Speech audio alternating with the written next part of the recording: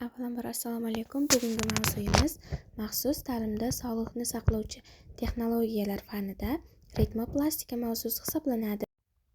Bugungi mavzuyimizda ritmoplastika sog'liqni saqlashda muhim rol o'ynaydi. Texnologiyalar orqali sog'liqni saqlashni rivojlantirish mumkin. Ritmoplastika yordamida jismoniy faoliyatni oshirish mumkin haqida gaplashib o'tamiz. Ritmoplastika sog'liqni saqlashda muhim rol o'ynaydi. Ritmoplastika bu o'zi nima? Ritmoplastika asab tizimidagi moslashuvchanlik jarayoni hisoblanadi. Ushbu jarayon vaqt o'tishi bilan tajribalar asosida o'zgarish olib keladi. Sog'liqni saqlashdagi ahamiyatiga ritmoplastika psixologik va fiziologik sog'liqni barqarorlashtirishda muhim bo'lib, stress va kayfiyatni boshqarishda yordam beradi. Mashqlar va ritmoplastika. Muntazam jismoniy mashqlar, musiqa va raqs ritmoplastika jarayonini rivojlantirib, sog'liqni yaxshilashga xizmat qiladi. Natijalariga ritmoplastika sog'liqni saqlashda muhim rol o'ynaydi. Bajariladigan faoliyatlar orasida faol hayot tarzi mavjud. Texnologiyalar orqali sog'liqni saqlashni rivojlantirish mumkin. Raqamli salomatlik.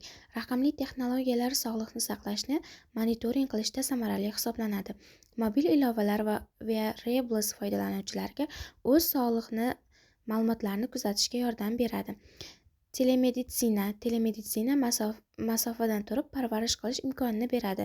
Bu usul bemorlarga o'z sog'lig'ini nazorat qilishda shifokorlar bilan masofadan maslahatlashish imkonini beradi. Ritmoplastika yordamida jismoniy faoliyatni oshirish mumkin.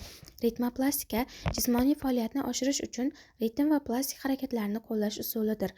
Bu metod orqali tananing harakatlaridagi muvozanat va koordinatsiya yaxshilanadi. Ritmoplastikadan foydalanish orqali sportchilarning umumiy jismoniy holati yaxshilanadi. Ushbu metod musiqiy ritmlarga mos keluvchi mashqlarni o'z ichiga oladi. Foydali ta'sirlariga ritmoplastika jismoniy mashqlarni qiziqarli va samarali qiladi. Ushbu usul stressni kamaytiradi va muvozanatni yaxshilaydi. Ritmoplastika usullari raqs, akrobatika va sport orqali jismoniy salomatlikni yaxshilashda qo'llaniladi. Natijada organizmning funksional qobiliyatlari oshadi. Ritmoplastika usullari o'quvchilarga yordam beradi.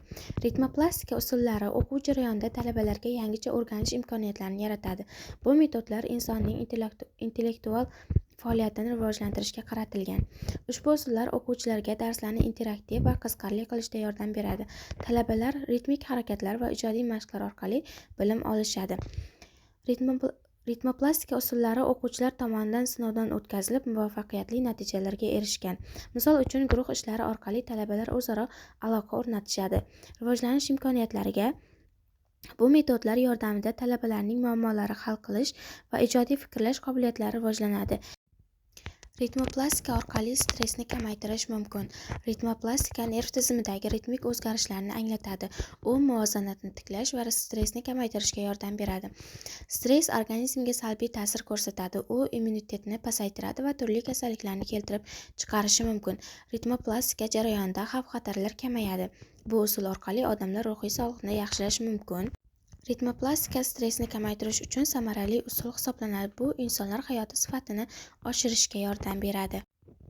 Sog'liqni saqlash texnologiyalari ta'limda qo'llaniladi. Sog'liqni saqlash texnologiyalari ta'lim jarayonida muhim rol o'ynaydi.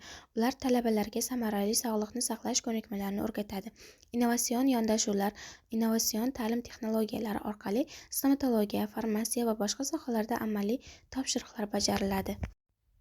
Xulosa qilib aytganda, maxsus ta'limda sog'liqni saqlovchi texnologiyalar fanida ritmoplastika muhim o'rin egallaydi. U sog'liqni saqlash jarayonlarida innovatsion yondashuvlarni qo'llash orqali samaradorlikni oshirishga qaratilgan. Ushbu texnologiyalar sog'liqni saqlash tizimlarida, davolash va reabilitatsiya jarayonlarida yangi usullarni taqdim etadi. Ritmoplastika sog'liqni saqlash muassasalarida bemorlar uchun individual yondashuvni ta'minlashga yordam beradi. Shuningdek, bu sohada joriy etilgan texnologiyalar inson organizmini ehtiyojlarini inobatga olgan holda rivojlantirib bormoqda. Ularning maqsadi sog'liqni to'g'ri saqlash va bemorlarga sifatli xizmat ko'rsatishdir. Bu yerda foydalanilgan adabiyotlar ro'yxati ko'rsatilgan. Bugungi mavzuyimiz shulardan iborat edi. E'tiboringiz uchun rahmat.